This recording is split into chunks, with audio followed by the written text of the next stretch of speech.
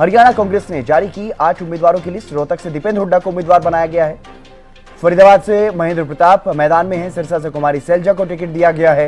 हिसार से जेपी यानी जयप्रकाश को टिकट दी गई है।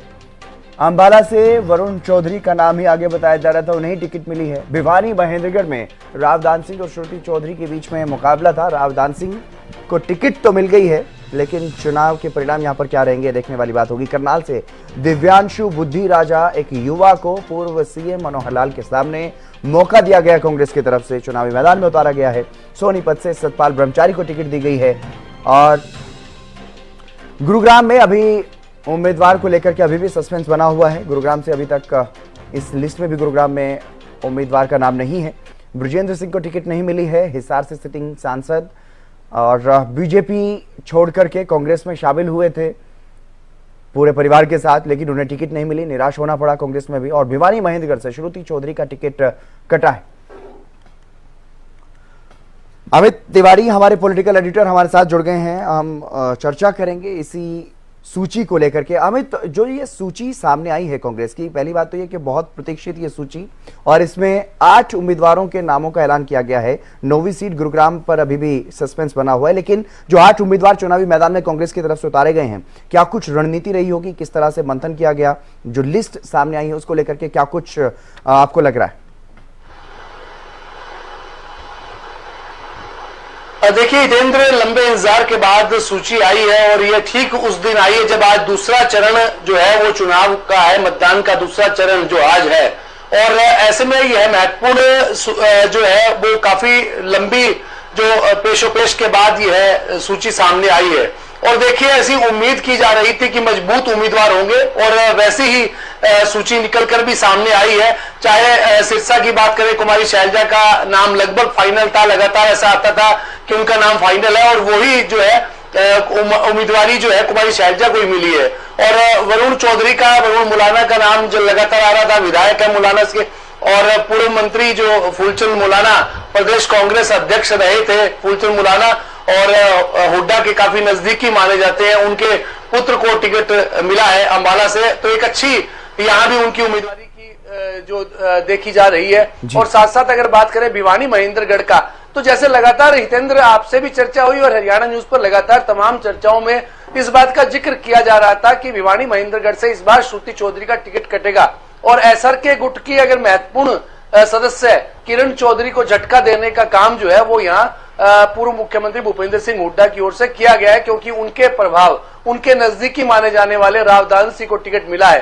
रावदान सिंह कद्दावर नेता है और युवा दौर के दौरान ही देखिए राजस्थान से उन्होंने छात्र संघ से अपना चुनाव जीतकर अपनी राजनीति को शुरू किया था। छात्र राजनीति से उतरे और उसके बाद वे हरियाणा में आ गए और महेंद्रगढ़ से 4 बार जो है वो अलग अलग मौकों पर उन्हें जीत हार के बाद जो 4 बार एमएलए बनने का मौका मिला है। तो ऐसे में एक कद्दावर नेता है रावदान सिंह भी, और काफी सूझबूझ के साथ जो है वे राजनीति करते आए हैं और इस बार उन पर भरोसा जताया भिवानी महेंद्रगढ़ से। दरअसल 2009 में श्रुति चौधरी जीती थी, उसके बाद उन्हें लगातार देखिए 2014 में भी और 2019 में भी धर्मवीर ने पराजित किया भारतीय जनता पार्टी के उम्मीदवार के रूप में। और इस बार जो है वो बड़ी उन्होंने अपनी तरफ से लॉबिंग की और खुद किरण चौधरी भी मिलकर आई सोनिया गांधी से, लेकिन इस बार जो है वो श्रुति चौधरी का टिकट कट गया है। और अगर बात करें देखिए हिसार से बृजेंद्र सिंह का टिकट कटना एक बड़ी बात है, क्योंकि उनका लग रहा था कि उनको इस बार टिकट मिलेगी, लेकिन जिस प्रकार की स्थितियां बनी है राजनीति में देखिए वहां पहले से ही एक परिवार के 3 सदस्य खड़े हो गए हैं। रणजीत चौटाला पर भरोसा जताया है भारतीय जनता पार्टी ने, दूसरी ओर नैना चौटाला जो है वो जेजेपी से है और तीसरी सुनैना चौटाला है वो जो इनेलो से है। तो ऐसे में चौथा भी उम्मीदवार एक मजबूत उम्मीदवार के रूप में जयप्रकाश का भी नाम चर्चा में चल रहा था, लेकिन लग रहा था कि मौजूदा सांसद बृजेंद्र सिंह और वे आए हैं भाजपा छोड़कर कांग्रेस में आए हैं तो उनका टिकट निश्चित रूप से मिलेगा। लेकिन एक ऑडियो वायरल हुआ था जिसको लेकर लगातार हरियाणा न्यूज पर भी दर्शकों के बीच भी उसे रखा गया था और वो किसी व्यक्ति से बात करते हुए वीरेंद्र सिंह नजर आ रहे थे। उसमें कहा जा रहा था कि सोनीपत में तो यह खेला हो सकता है और हिसार के मामले में उन्होंने कहा कि हिसार ज्यादा ठीक रहेगा, लेकिन हिसार से भी देखिए उन्हें झटका मिला और जयप्रकाश को, पूर्व केंद्रीय मंत्री हैं और सांसद के रूप में भी हिसार का प्रतिनिधित्व कर चुके हैं और विधायक के रूप में कलायत से भी रह चुके हैं और कद्दावर और अनुभव वाले नेता हैं। हालांकि आदमपुर उपचुनाव में उन्हें भव्य बिश्नोई ने पराजित कर दिया था, लेकिन वो एक अलग तरह का चुनाव था, यह अलग तरह का चुनाव है। इस बार भाजपा कांग्रेस ने उन पर पूरा भरोसा जताया है और भूपेंद्र सिंह हुड्डा के नजदीकी लोगों में उन्हें गिना जाता है। और अगर अगली सीट की बात करें तो सोनीपत में देखिए इस बार जो है वो बड़ा उलटफेर कांग्रेस की टिकटों के मामले में नजर आया है। हालांकि पहले रमेश कौशिक भी ब्राह्मण उम्मीदवार के तौर पर जो है वो चुनाव लड़ते रहे थे, कांग्रेस से भी उन्होंने चुनाव लड़ा और वे जीते भी और फिर भाजपा में शामिल हो गए। इस बार सतपाल ब्रह्मचारी के रूप में एक उम्मीदवार देने की कोशिश की है और साथ साथ देखिए जातीय संतुलन और क्षेत्रीय संतुलन दोनों बातों का ध्यान अगर रखा गया है तो वो सोनीपत के लिहाज से भी सीट महत्वपूर्ण है और इस पर पूरा ध्यान रखा गया है। जींद क्षेत्र से आते हैं सतपाल ब्रह्मचारी और वैसे तो वे हरिद्वार में मेयर भी रहे और हरिद्वार से भी उन्होंने चुनाव लड़ा और वहां के अध्यक्ष भी रहे, कांग्रेस की राजनीति उन्होंने वहां से की है, लेकिन वे संबंध रखते हैं मूलतः जींद के। तो ऐसे में अब जींद के उम्मीदवार का सोनीपत से में उनको खड़ा होना एक बड़ी बात है और इस तरह से जातीय और जिस प्रकार के संतुलन की मैं बात कर रहा हूं वो साधने का काम यहां किया गया है। और रोहतक से लग ही रहा था कि दीपेंद्र हुड्डा में चुनाव मैदान में उतरेंगे या उनके पारिवारिक कोई सदस्य के नाते उनकी माता का नाम भी बीच में चला था कि आशा रानी हुड्डा को टिकट मिल सकता है और वे चुनाव मैदान में उतर सकती हैं, क्योंकि राज्यसभा सदस्य हैं दीपेंद्र हुड्डा। ऐसे में कांग्रेस चाहती होगी, ऐसा मंथन हुआ होगा निश्चित रूप से कि दीपेंद्र हुड्डा जो है वो राज्यसभा में बने रहे, क्योंकि उनके लिए राज्यसभा की भी महत्वपूर्ण, कांग्रेस के लिए देखिए राज्यसभा की एक एक सीट का महत्व है। और ऐसे में दीपेंद्र हुड्डा की वे चाहते होंगे कि अगर चुनाव मैदान में उतरेंगे और जीत जाएंगे तो राज्यसभा की सीट खोनी पड़ेगी। तो इसी पेशोपेश के बीच ही जो अब दीपेंद्र हुड्डा का टिकट फाइनल हो गया है। पहले भी उन्होंने जीत की हैट्रिक वे लगा चुके हैं, भूपेंद्र सिंह हुड्डा जीत की हैट्रिक लगा चुके हैं, उनके दादा ने यहाँ से राजनीति की और संयुक्त पंजाब में वे मंत्री रहे और सांसद भी वे रहे हैं रोहतक के। तो ऐसे में एक मजबूत नेता के रूप में दीपेंद्र हुड्डा को माना जाता है और इस प्रकार का जो कांग्रेस के उम्मीदवारों की जो 8 जनों की सूची आई है, 8 लोगों की सूची आई है, उसमें पूरी तरह से अगर प्रभाव है तो वो नेता प्रतिपक्ष और पूर्व मुख्यमंत्री भूपेंद्र सिंह हुड्डा का है।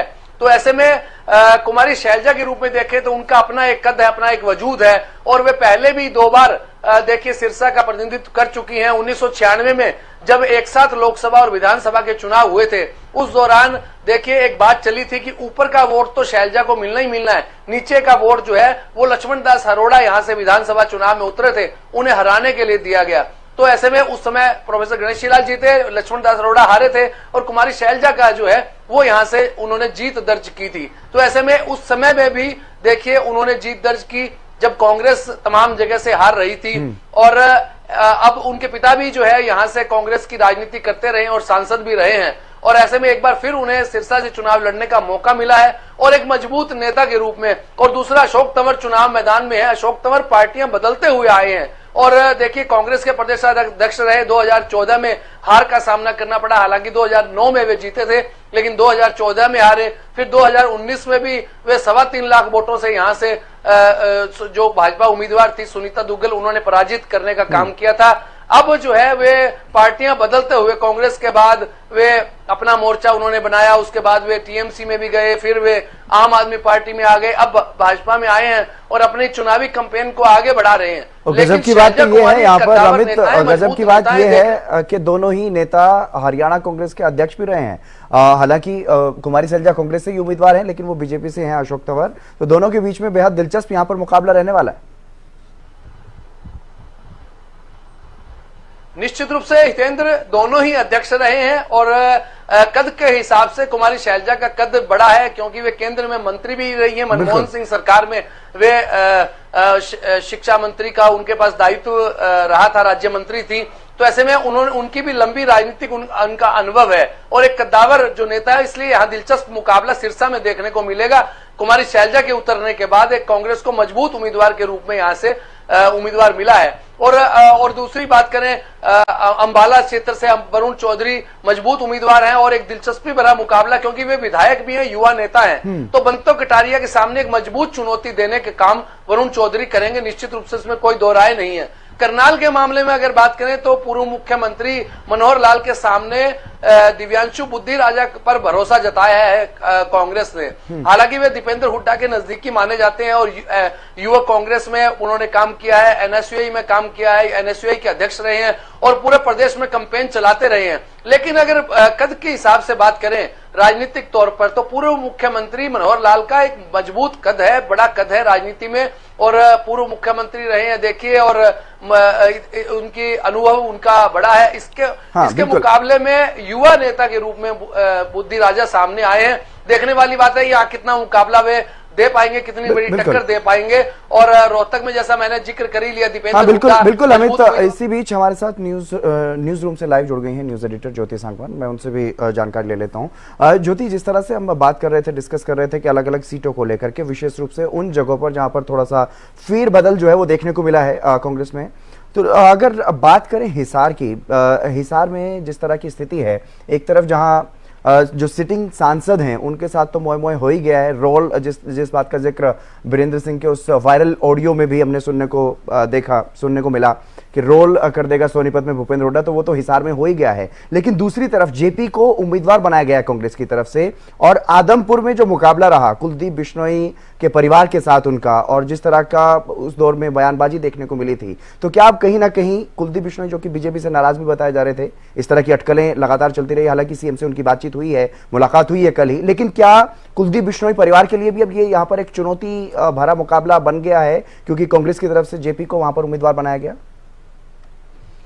बिल्कुल, देखिए रणजीत सिंह को उम्मीदवार बनाया गया है और कैंपेनिंग वो कर रहे हैं, कई जगह उन्हें विरोध भी झेलना पड़ रहा है। एक बयान भी उनका सामने आया था कि बीजेपी नेता कहीं उनके मन में इस बात को लेकर शंका तो है कि बीजेपी खुलकर साथ नहीं दे रही है। ये शायद एक कारण था कि कल सीएम दिल्ली पहुंचे थे, कुलदीप बिश्नोई के आवास पर उनसे मुलाकात की, भव्य बिश्नोई से मुलाकात की गई, तो कहीं ना कहीं भले ही कहा जाए ना कहा जाए, मनाने का एक प्रयास जरूर है कि वो भी चुनाव प्रचार में साथ दें।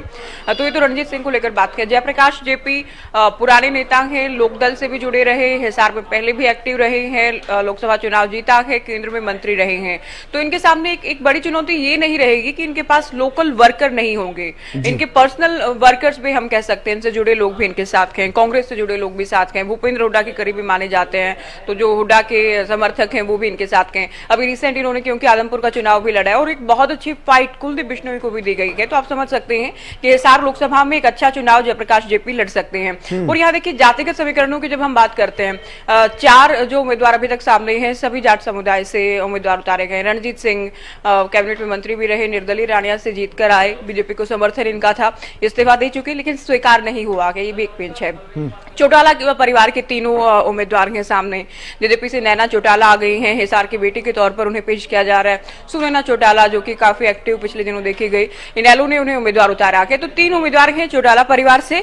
और जयप्रकाश जेपी जो कभी लोकदल में भी थे, अब भूपेंद्र हुड्डा के करीबी भी है, केंद्र में मंत्री रहे हैं, हिसार से सांसद रहे हैं, कलायत की राजनीति करते रहे, तो ये कांग्रेस के उम्मीदवार उतारे गए हैं। तो इनके पास अपने वर्कर्स की या फिर हिसार के, क्योंकि अभी 1 महीना बाकी है, लोगों की पहचान, गांव की पहचान, हलकों की पहचान, इन तमाम बातों से परिचित हैं जयप्रकाश जेपी, तो ये कहीं ना कहीं मजबूत टक्कर दे सकते हैं। ब्रिजेंद्र सिंह की आप बात कर रहे थे, बिल्कुल एक ऑडियो वायरल हुआ था, सोनीपत को लेकर आशंकित थे, इस बात का डर था, शंका थी वीरेंद्र सिंह में कि अगर पार्टी उन्हें सोनीपत से उतारती है तो भूपेंद्र हुड्डा कहीं ना कहीं खेल कर देंगे, लेकिन खेल उनके साथ यहाँ भी हो गया है, वो भी तब जबकि हिसार में तो कम से कम कोई विकल्प है नहीं। बिल्कुल, मैं आऊंगा ज्योति आपके पास। इसी बीच रावदान सिंह हमारे साथ जुड़ गए हैं। रावदान सिंह जी, आपका स्वागत है हरियाणा न्यूज पर और बधाई भी, आपको टिकट मिला है भिवानी महेंद्रगढ़ सीट से। धन्यवाद सर, धन्यवाद। किस तरह से देख रहे हैं सर, मुकाबला किस तरह का रहने वाला है? देखिए मुकाबला तो देखिए ऐसा होता है, हर चुनाव के अंदर मुकाबला होता है, लेकिन कांग्रेस की जो आज की तारीख में लोगों के मन में विचार है, उसमें तो भूपेंद्र सिंह हुड्डा के नेतृत्व में जो पिछले 5 साल से जो जबरदस्त संघर्ष चल रहा है, उस संघर्ष के आधार के ऊपर मैं कह सकता हूं कि लोग बदलाव चाहते हैं और कांग्रेस के पक्ष में जो है ना मतदान करना चाहते हैं। हमारे युवा नेता भाई दीपेंद्र ने भी पूरे हरियाणा के कोने कोने में जाकर के लोगों को जगाया है, तो उदय भांजी और तो भूपेंद्र सिंह हुड्डा ने जगह जगह जन सम्मेलन करके उनको लोगों को बताया है। तो आज 100% लोगों का मन जो है ना वो कांग्रेस के प्रति है, और भारतीय जनता पार्टी ने जो आशाएं दी थी लोगों को सब निराशाओं में बदल चुकी है। आज बेरोजगारी बेहिंसा है, महंगाई सर पे चढ़ के बोल रही है, अग्निवीर जैसी समस्याएं ला करके ना इस देश के नौजवानों को एक तरह से बेरोजगार कर दिया है, जो सबसे बड़ी समस्या आज की तारीख में। इसलिए निश्चित तौर पे कांग्रेस के जितने उम्मीदवार हैं उनका जीतना सुनिश्चित है। बिल्कुल, क्या रणनीति रहेगी आपकी, क्योंकि 2 बार के सांसद रह चुके अब तक, भिवानी महेंद्रगढ़ सीट से धर्मवीर सिंह सांसद हैं भारतीय जनता पार्टी के, और वही उम्मीदवार हैं आपके सामने, तो किस तरह की रणनीति रहेगी ताकि उनको आप हरा पाए? देखिए, ये 2 उम्मीदवारों की लड़ाई नहीं है, ये 2 विचारधाराओं की लड़ाई जी। इसके अंदर आज की तारीख में जनता वर्सेस भाजपा है, क्योंकि भाजपा ने जो वादे करके जिस तरह झूठे जुमले दे करके लोगों से मतदान लिया था, आज वो सच्चाई सबके सामने आ चुकी है। इसलिए लोग मन बना चुके हैं। अब स्ट्रेटजी लोगों ने बनानी है और वो किस तरह से उसको प्राधित करते हैं ये बात वो तय कर चुके हैं। इसलिए भारतीय जनता पार्टी के लिए मैं कह सकता हूं कि जो उनकी बातें थी, उनकी वादा खिलाफी है, उसके खिलाफ जाएंगे लोग और कांग्रेस के पक्ष में मतदान करेंगे। बिल्कुल। रावदान सिंह जी, हमारे साथ हमारी न्यूज एडिटर ज्योति सांगवान भी बनी हुई है, वो आपसे कुछ सवाल करना चाहती हैं। Jyoti, over to you. Rawdan Singh ji, आप कह रहे हैं कि लोगों का साथ आप लोगों को मिलेगा, लेकिन क्योंकि श्रीमती का टिकट कटा के लगातार 2 बार से वो हार रही थी, तो क्या अपनों का साथ भी मिल पाएगा या कोई भीतरघात का डर है आपको कहीं ना कहीं माने तो? बिल्कुल मिलेगा। देखिए, कांग्रेस में ये एक अच्छी परंपरा है, ये फैसले शीर्ष नेतृत्व करता है। हमारी टिकट के अंदर भी हमारे शीर्ष नेतृत्व प्लस प्रदेश के जो हमारे सीएलपी के लीडर है, जो भूपेंद्र सिंह हुड्डा, हमारे प्रधान है उदय भान जी, और आते जितेंद्र जी हमारे बड़े मतलब कांग्रेस के युवा नेता हैं, उन सब का एक बहुत बड़ा सहयोग रहा है। और मैं समझता हूँ यही सहयोग सभी कांग्रेस जनों का है, और जो भी आदमी देखिए टिकट मांगना सबका हक है, और टिकट देना ये हाईकमान के हाथ में है कि वो किसको टिकट देना चाहती है। इसलिए मुझे पूरा विश्वास है कि सभी साथी मिल करके इसके अंदर हमारा साथ देंगे और इस विजय को हासिल करेंगे, मैं गारंटी से कह सकता हूँ। अच्छा, क्या जातिगत समीकरणों को साधने का प्रयास भी आपके जरिए हुआ क्या? चूंकि पहले श्रुति जीती 2008 के बाद, जब से सीट बनी है 2 बार से धर्मवीर जीत रहे हैं, इस बार अहिरवाल समाज से आप आते हैं, क्या लगता है कि ये भी एक बड़ा फैक्टर रहेगा? नहीं, कांग्रेस में कोई जाति का सवाल नहीं है। कांग्रेस धर्मनिरपेक्ष और जाति निरपेक्ष एक वो है पार्टी है, जिसके अंदर मतलब जाति आधार पे या धर्म के आधार पर टिकटें नहीं बांटते, उसके अंदर वो अपने एक सिस्टम और सिस्टम के आधार पर टिकटें बांटी जाती हैं, और जीत के अंदर 36 बिरादरी और सर्वधर्म को साथ लेके चलने से जीत हासिल होती है। मैं समझता हूँ कि ये जीत हासिल करने के लिए कांग्रेस ने फैसले लिए, जितनी भी टिकटें बांटी गई उनको दोनों जिलों के हलकों का साथ मिल पाएगा क्या? क्योंकि भिवानी से आप खुद आते हैं, महेंद्रगढ़ की हम बात करें, आपके समुदाय के काफी अच्छे खासे निर्णायक वोट हैं यहाँ पर, तो साथ आ पाएंगे सभी लोग? बिल्कुल, पूरे सभी 36 बिरादरी साथ है, सब भाइयों का प्यार मिलेगा, मैं गारंटी से कह सकता हूँ। लेकिन रावदान सिंह जी, एक तरफ आप कह रहे हैं कि जाति आधारित राजनीति नहीं करते, लेकिन कांग्रेस की तरफ से तो ये प्रमुखता से इस बार सामने रखा जा रहा है कि ओबीसी को न्याय दिलाना है, ओबीसी की जातियों को आगे उनकी हिस्सेदारी बढ़ानी है, और जातिगत जनगणना की भी बात की जा रही है। नहीं, वो बिल्कुल ठीक है, कांग्रेस का एजेंडा है कि जातिगत जनगणना कराई जाए, ताकि जो डिजर्विंग है उनको उनका हक मिलना चाहिए। न्याय यात्रा के अंदर राहुल जी के ही 5 नुस्खे थे, जिनके अंदर उन्होंने 5 बातें कही हैं। श्रम के लिए कही है, युवाओं के लिए कही है, नारी के लिए कही है, सबका समान अधिकार के लिए कही है, समान उनके मान सम्मान के लिए कही है। तो वही बातें लेकर के कांग्रेस ने फैसला लिया है।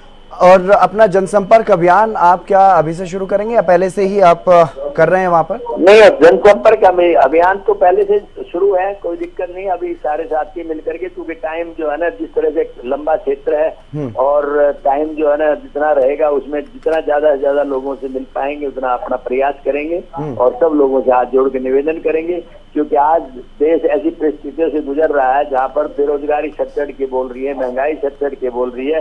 भारतीय जनता पार्टी इन मुद्दों से लोगों का ध्यान बांटना चाहती है, तो आप उनको इस बात की सच्चाई की तरफ ध्यान देना है, क्योंकि जो हकीकत वो सामने है। इसलिए मैं समझता हूँ कि पूरे देश के अंदर बहुत बड़ा बदलाव हो रहा है। हरियाणा के अंदर तो जिस तरह की टिकटें बांटी गई हैं, निश्चित तौर पे उसमें कांग्रेस को बहुत बड़ी जीत हासिल होगी, और मैं कहूँ 100% भी हासिल होगी, तो इसमें कोई अतिशयोक्ति नहीं है। बिल्कुल, आपने पूरी सूची को लेकर के बात कही है, लेकिन इसमें एक और सीट है गुरुग्राम से भी आपका नाम चल रहा था, और कैप्टन अजय यादव, राज बब्बर का नाम भी गुरुग्राम सीट पर चल रहा था। गुरुग्राम पर अभी भी पेंच फंसा हुआ है क्या? अभी भी कोई सहमति नहीं बन पाई किसको उम्मीदवार बनाया जाए? नहीं, देखिए, ये फैसला हाईकमान का है कि वो किस वजह से रुका है, मुझे नहीं पता इस बारे में। बाकी जो भी फैसला लेंगे उचित फैसला लेंगे। जी, चलिए, बहुत शुक्रिया हमारे साथ जुड़ने के लिए, और आपको शुभकामनाएं भी चुनावी अभियान के लिए। तो रावदान सिंह हमारे साथ जुड़े, उन्होंने साफ तौर पर कहा कि रणनीति तैयार है और भिवानी महेंद्रगढ़ से वो ताल ठोक रहे हैं। ज्योति सांगवान न्यूज एडिटर हमारे साथ लगातार बनी हुई हैं। ज्योति, साफ तौर पर ये कहते हुए नजर आए रावदान सिंह के पूरी की पूरी जो लिस्ट सामने आई है उसमें कोई अतिशयोक्ति नहीं कि 100% इस बार चुनाव परिणाम रहने वाला है कांग्रेस के हक में, तो ये वो बात कहते हुए यहाँ पर नजर आए और अपनी रणनीति को लेकर के भी उन्होंने कहा आपसी कलह और भीतरघात की जो बातें चलती हैं कि यहाँ पर ऐसा कुछ नहीं है, कांग्रेस में सब एक साथ आ जाते हैं। क्या ऐसा पॉसिबल है कि पूरी तरह से कांग्रेस के वो नेता जो घर बैठा दिए गए, एक तरह से अगर ये कहा जाए तो गलत नहीं है, जो घर बैठा दिए गए हैं, क्या वो पूरी तरह से दूसरों का समर्थन कर पाएंगे उस डेडिकेशन के साथ जो अगर उनको उम्मीदवार बनाया जाता तो वो करते? देखिए, आसान नहीं है ये। हालांकि रावदान सिंह दावा जरूर कर रहे हैं लेकिन आसान बिल्कुल नहीं है। किरण लगातार पूरे हरियाणा में तो एक्टिव रही ही है एसआरके के साथ, लेकिन भिवानी में, दादरी में उनकी ओर से बात कही गई थी कि दादरी, भिवानी और महेंद्रगढ़ ये 3 जिले हैं जिनका फ्री हैंड उनको दे दिया जाना चाहिए।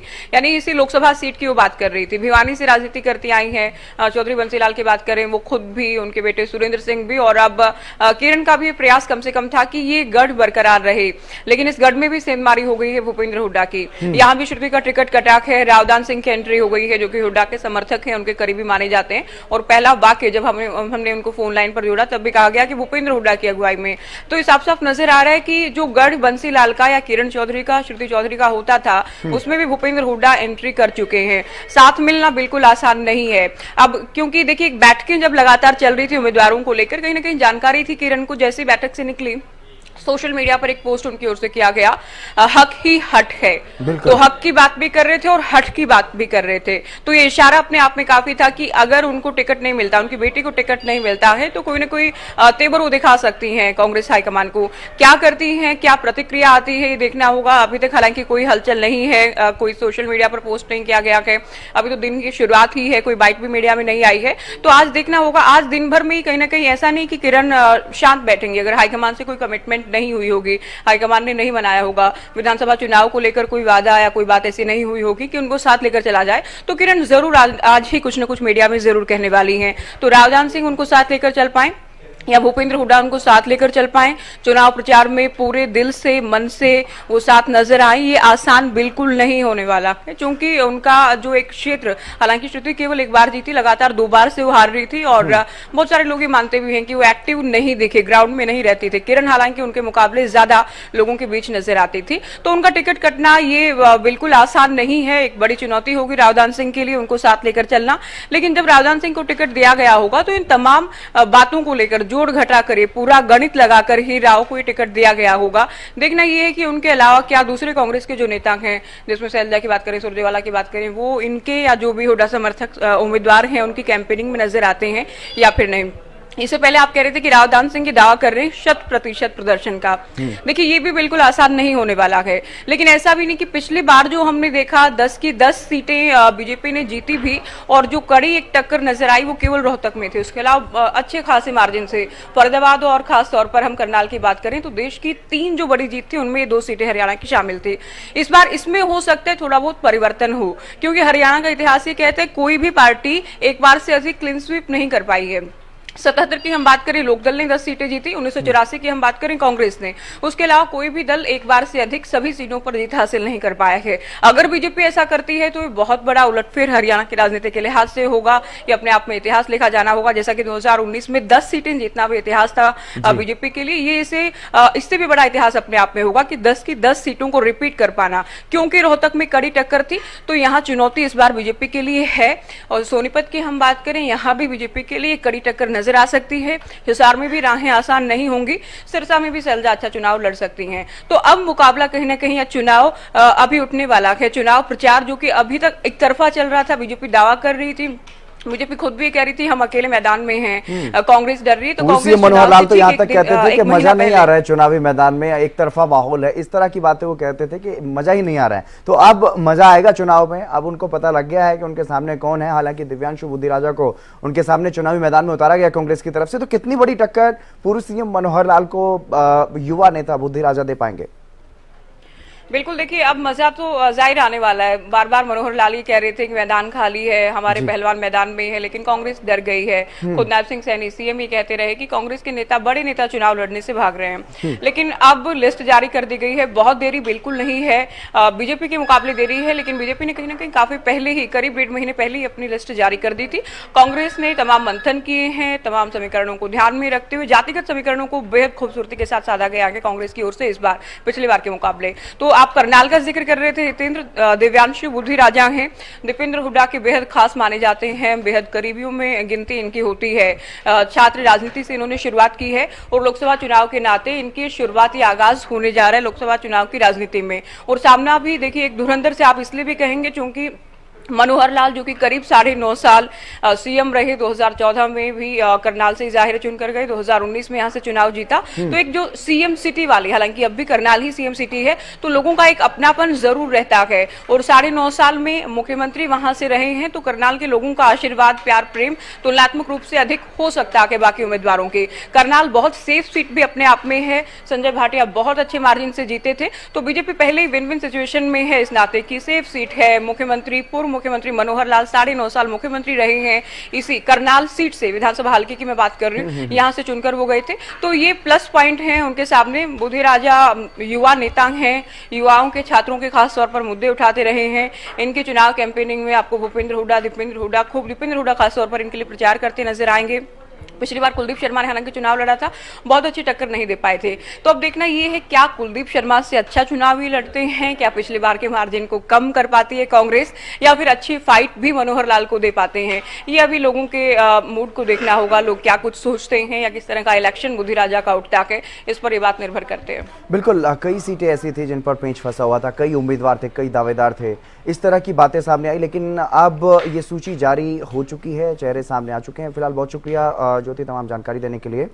लेकिन कांग्रेस की जो सूची सामने आई है उसको लेकर के अब ये कहा जा रहा है कि बीजेपी के साथ जो मुकाबला होना है उसमें अब यहाँ पर ये देखने वाली बात रहेगी कि कितनी सीटों पर कड़ा मुकाबला रहेगा और कितनी सीटों पर यहाँ कांग्रेस जो है वो जीत हासिल करने में सफल रहेगी। ये तो देखने वाली बात होगी 4 तारीख को ही, अब जब चुनाव परिणाम सामने आएंगे तभी इस बारे में पता लग पाएगा कि कहां पर कितनी कड़ी टक्कर रही है। लेकिन अब उम्मीदवार साफ हो गए हैं, उम्मीदवारों का ऐलान कांग्रेस की तरफ से भी कर दिया गया है। फिलहाल इस बुलेटिन में बस इतना ही। आप देखते रहिए हरियाणा न्यूज।